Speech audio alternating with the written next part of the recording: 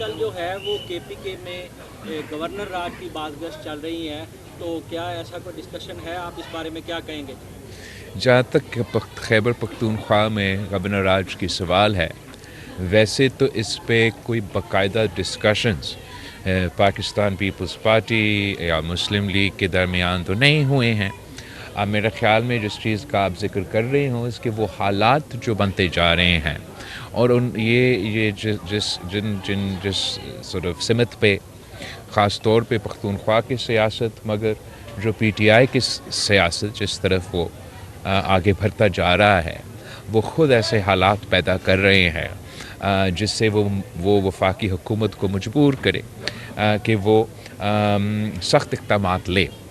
ان سخت اقدامات میں ایک آپشن، آئینی آپشن ضرور گورنر راج موجود ہے، مگر اس پہ کوئی باقاعدہ ڈیسیژن یا ڈسکشن ابھی تک نہیں ہوا ہے۔